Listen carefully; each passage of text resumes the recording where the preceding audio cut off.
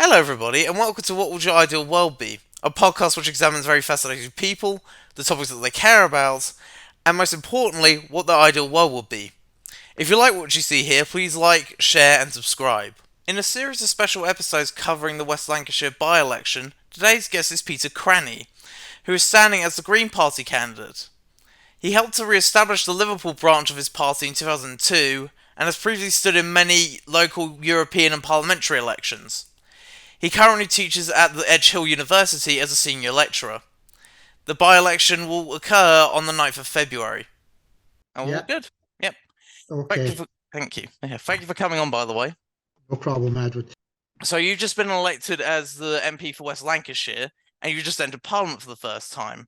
What is the first major policy that you seek to achieve while there, and who you work with in order to achieve that goal? It's a good question. I think the first thing I would say, I would be experiencing extreme shock if I'd been elected, given that I did stand here in 2010 and got 1% of the vote. I think I'll be very pleased if I take a 5% deposit and hold our deposit, just given the nature of the seat. But if I was to go to Parliament, and I've stood and was very close to being elected to the European Parliament, the key policies would be about climate change. And right now, for me, that's energy saving for people. So reducing energy costs in home and reducing the overall demands on the grid system for fossil fuel. So it's kind of like a win-win. We reduce people's bills, and we find a way that by doing that, we find a way to reduce the amount of CO2 we're putting in the atmosphere domestically. So I think that would be my priority coming in. hmm And on that, what are the main issues that have been raised so far during your campaigning? Yeah, I mean, in terms of like the sort of, if anyone's generally talking to me, then I would say the energy cost of living has been the main thing that people have put. In terms of specific things from local members, transport, safe cycling, making sure that we've got reliable public transport in West Lancashire. The lack of a train station in Skelmersdale, I think it's the second largest urbanisation in Europe without a rail link. So I mean, it really is quite shocking that it's not on the rail network. And we've had 60 years of red, blue, and yet we've never had like a rail station for Skelmersdale. And I worked in Skem for 6 years, and I think it does have a profound effect on the people that live there, the people that work there, that it is very isolating, that they're not connected into that public transport network. Mhm. And on also, how has running for prior elections, most notably the European election, which you've discussed, helped to teach you about such campaigns more broadly? And how have you adopted such tactics this time around? Um, yeah, I mean, every campaign is different, and I think a lot of it is dependent on your budget. So this campaign has been largely making sure that people get a chance to vote, responding to queries that have come in, one or two bits of media work, um, doing a little bit like yourself, etc. But the limitation, I mean, when I stood for the European Parliament in 2009, I worked part time for 3 years in the run up to that in order to facilitate doing that. At the moment, I'm working full time. I'm a father of three. All of my kids do clubs and everything else in the evening. And I'm in the situation at work where I have a colleague off sick who I am now covering for and doing her role for her as the leader of the course. So it's just come at a time that's incredibly busy. We're also expecting Ofsted, so that adds to the amount of busyness. So I think there's been a limit to what's been able to be done in the campaign. What I'm very pleased is that we're there, we're on the ballot paper, we're offering people the chance to vote green. And lots of people coming up to me at the university, both students and staff, saying, great to see you on the ballot paper, you'll be getting my vote. So I think with that, with having taught hundreds of students, both at West Lancs College and Edge Hill University, both within the constituency over a period of 14 years now, I'm hopeful there'll be a personal vote there for me. hmm And on that front, how has serving the area locally, most notably in the education sector, as you just outlined, helped you to understand and appreciate the current problems in the area? And has it helped you electorally, do you think? Well, yeah, just the answer to the previous question. I think when you've got a personal profile, a personal connection with people in the area, I mean, I'll get contacted by former students. I walked into a former student today on campus who's come back to do another course. That personal element is like really good, really important. I think just the fact that you've got a connection to a local area. I mean, sometimes people can come and stand in by-elections and they don't have that connection, and they will struggle with the local issues. Now, I don't live in West Lancashire, but have worked here for 14 years within the constituency. And I think it gives you an understanding. I've stood here at council by-elections. I've stood here as the parliamentary candidate in 2010. So I've got a connection politically, and I've done campaigning here in the past in the area, notably against the incinerator near Skemmers. Sorry, not incinerator, the landfill dump near Skemersdale. So I think it's really about recognising that, being aware of those issues, being aware of what people have lived through, and being aware of their life experience, not just as a snapshot of the election, but having that historical context helps, because you're not just turning up to get votes on a particular day or a particular year. They know you've got a connection going back. You can talk to them about events from 10 years ago, and then they go, yeah, this is someone that clearly cares and has an interest in what happens here. Hmm. And also, given that the seat you're running in is a safe Labour one and has been since the Blair years, how do you plan to win over such voters to your side? I think the Green Party offers a very distinctive agenda, and I think it's a lot more radical than Labour's agenda at the moment. I think Keir Starmer, and you can have arguments over the political judgment of this, is very much trying to occupy the centre ground, take away the very moderate Conservative vote, and hopefully get enough to get over the top, and when we finally get a general election called, and win a majority, which I think is going to be very challenging given the changes to the requirement now for voter identification, which I think will have the effect of suppressing votes, particularly in areas where you would expect Labour voters to turn out. So I think that it's very much an uphill battle there. I think really what we're able to offer to people who are not really switched on or happy with that offer from Labour at the moment, who say, well, we'd like Starmer to be more ambitious. We'd like him to talk about a wealth tax. I mean, when 2 billionaires have the same wealth as the bottom, like 10% of society, we've got like a huge opportunity to redistribute wealth in a way that the billionaires can afford, but in a way that would be really beneficial for the society as well. So wealth tax is one means of redistribution of wealth that the Green Party is articulating. Other parties aren't doing that yet, but I think it will come. I think we have a situation now that we'll look back at this serious level of inequality we've got now and go, why did we allow it to get to that extent? And I think as an academic, when you look at the research behind it, and the Spirit Level as a book distills that very well and looks at inequalities across countries around the world, particularly across Europe, and it looks at measures that are beyond just GDP, beyond economic measures. They look at measures of happiness, they look at measures of satisfaction within the population. More equal societies are happier. More unequal societies are less happy. And I think we've unfortunately gone in the latter direction. So a party that can radically say, look, that's the wrong direction, we need to change that around and move in a different way, I think that's going to appeal to certain people within the electorate who say, actually, we want that more radical, more positive vision of something being done. We don't want continued managerial politics. Mm-hmm.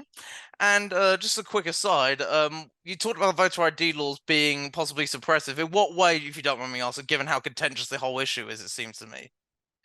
Well, I think there's a couple of things on that. I think people are naturally suspicious about having to apply for ID. So we saw when going back to the Blair years, and the government said, "Oh, we're going to bring in voter ID cards." There was a huge pushback on that. We don't want further ID, etc. People will recognise the need for ID to travel abroad. They'll recognise the need to ID to have a driving licence. If actually we're saying to people, you need ID to vote, there's going to be a chunk of the population who say, I'm not applying for that. I don't want to go down that route. So whatever council scheme, whatever government scheme is put in place for that ID, people are going to be very sceptical of it. And we don't have to see a huge drop off when you're dealing in elections at 1 by 2 or 3%. If 2 or 3% of the population choose now as reaction and say, right, I'm actually not going to go and apply for that ID, and disproportionately they're Labour voters, that's going to have an impact on the outcome of this election. And what we can look at is the parallels across in US politics, where it has become difficult for certain groups of voters, particularly black voters in working class neighbourhoods. It's effectively disenfranchised and made much more difficult for those voters to turn out. And it requires a lot of work from organisations to get vote registration to be able to enable them to vote. So I think we are not on the United States level yet, but there is a risk to that because the response for what is a very small handful of electoral fraud cases is massively disproportionate. And I think rightly, there's a lot of people who are sceptical about why there's such a disproportionately large response.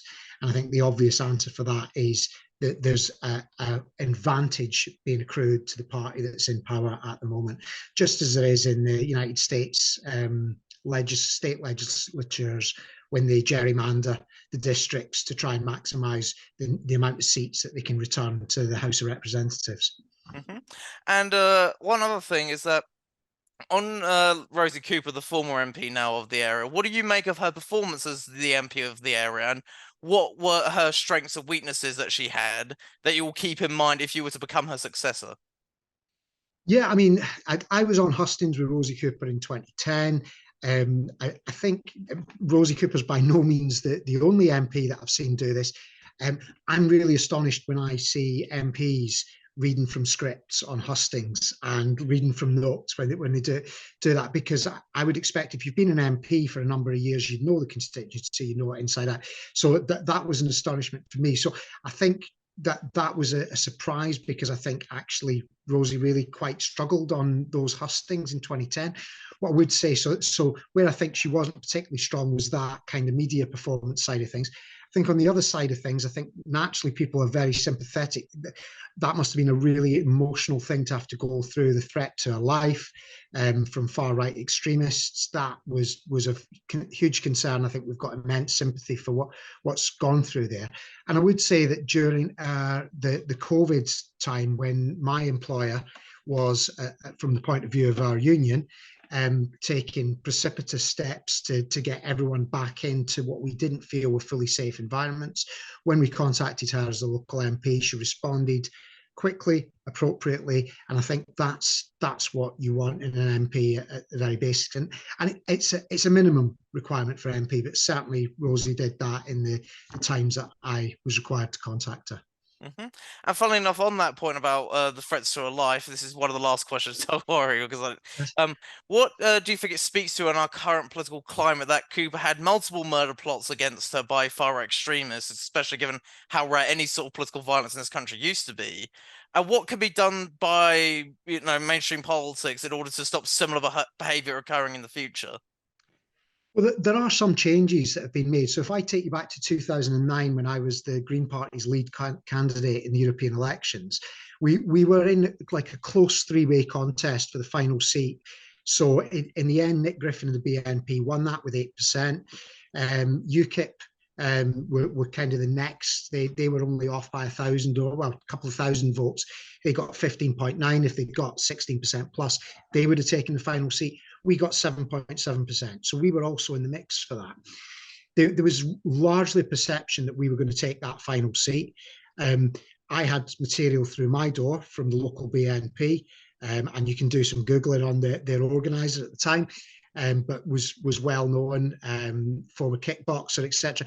And it was an implicit threat to my family. So I had to move my wife and my 6-month-old son out of our property on the night of the election for fear that we did win. We had won that final seat because, as a matter of public record, you have to put down your address, where you live, etc. And that's how it was at that time. Now, a change that has been made, which I think is really progressive, on the ballot paper, it will say, "Yep, Peter Cranie," and it will tell voters which constituency I'm resident in, which isn't West Lanc. So it's not. There's no advantage. It says that I'm in Liverpool Wavertree, and that's what will be on the ballot paper. But what it doesn't do is publicise my home address widely, so it reduces that risk. I think in terms of the environment in politics, it has become more intemperate. And I think that's a reflection of social media, people being in amplified bubbles of social media that are self-selecting, self-serving. So if you're in far-right extremist conversations online all the time, that seems to become acceptable. And if the dialogue there is about attacking and killing MPs, then that becomes internalized that actually that's an acceptable course of action. I think if you go back prior to social media, 20 plus years, actually that kind of behavior would be very, very extreme. It wouldn't be talked about. If it was talked about in newspapers or people were articulating it in public speeches, they'd have been arrested. And I think what we've got is a change, and there's huge challenges from social media from this change. And I think I wouldn't say that I have all the solutions, but it's something that I was lecturing my students on this morning, and about how do we challenge those, what are really unacceptable attitudes and behaviours online, those that might incite violence, incite hatred. How do we tackle that? How do we tackle misinformation? These are big, big questions for the modern world. Mm-hmm. And one of the final questions I'll ask is that I'm sorry to hear about all the stuff that you had to go through. By the way, it's a long time ago now, but I think at that time, if you were an anti-racism campaigner and you were active against the BNP, that was fairly par for the course. I mean, I did a lot of anti-racism campaigning with somebody on the left of politics in Liverpool, a gentleman called Alec McFadden, and he had a situation where he answered his front door and then had to fight someone off on the doorstep, was slashed across the face. And he had his single parent with his two daughters inside. He was literally fighting to protect his family. And that was a far right attack, and the police provided advice afterwards. So these are things that, as an anti-racism campaigner, and Alec was doing it a lot more than me, and had a much longer record, but I worked with him, and we were different political movements, etc. But we worked well together, because anti-racism, anti-fascism, that should be a broad church. And we've had Liberal Democrats, a wide range of people out leafleting with us at that time. So I think it's really important to kind of say, and to tackle it, and sometimes to tackle it head on. And it's one of the reasons why, when I was being asked by the BNP, come and sit and debate with the BNP, it was like, no, that's when that's what's going on, that it's not then acceptable to sit down and pretend everything's okay in a TV studio when that's what's going on the streets. mm-hmm. Yeah. And one of the last questions I wanted to ask you is that if you lose this by-election, what do you plan for your political future? I will be standing as a candidate in the local elections in Liverpool. So it's the good thing about elections is once one's over, another one's coming along soon enough afterwards. The parliamentary by-election, I'm delighted, I'm very honoured to give people in West Lancs the chance to vote Green. I really don't expect to get elected, but I do hope that we improve on our result. I would like us to hold our deposit. I fear the turnout will be really low, but let's see what happens on Thursday. But yeah, I will no doubt be standing for local election again in Liverpool very soon. Mm-hmm. And the penultimate question I wanted to ask, and this is what I ask everybody who comes on this show, and it's the title of it: what would your ideal world be? Yeah, I mean, I think we just need to tackle climate change. I think a world where we're actually powering most of our homes and businesses through renewable energy, and by that I'm talking a really broad mix of solar.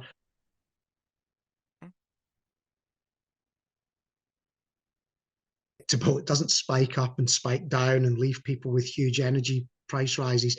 The price of wind is the same pretty much as it was last year. The price of solar is the same as it was last year. Geothermal is the same as it was last year. Tidal will be the same as it is last year. Nuclear is the same as it was last year. So I think really an ideal world for me is a world where our energy is provided by means that are sustainable.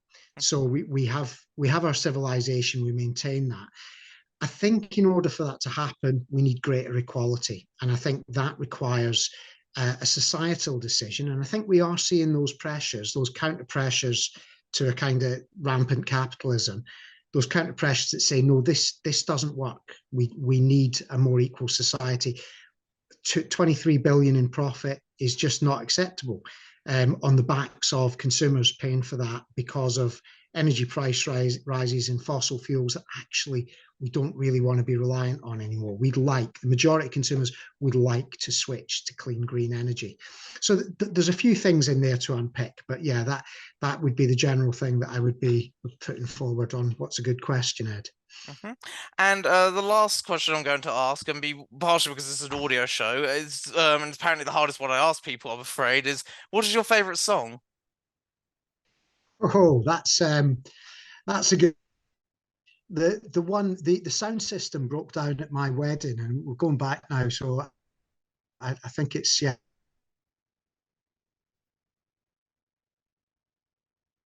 A reception, the sound system actually went down on us, and my brother and I, we sort of famous. We would do takeoffs of the Proclaimers, and so we did a cappella version of 500 Miles, and that was a very memorable moment on our wedding night. So I guess that's my favourite song because I think it was one that I was able to sing for my wife, and everyone had a very memorable night at our reception as a result of that. And then they got the sound system up and running, which is better than my voice singing, I shall say. Yeah. Okay. And thank you for coming on. And if people wanted to find out more about you and your campaign, what social media can they find and stuff like that? So yeah, just spill the beans. I'm on Twitter, but I am gradually migrating across to Mastodon. So you can probably do a little search for me on either of those. I'm much more active on Mastodon than I am on Twitter now. And there are obvious reasons for that I don't need to go into now. Okay.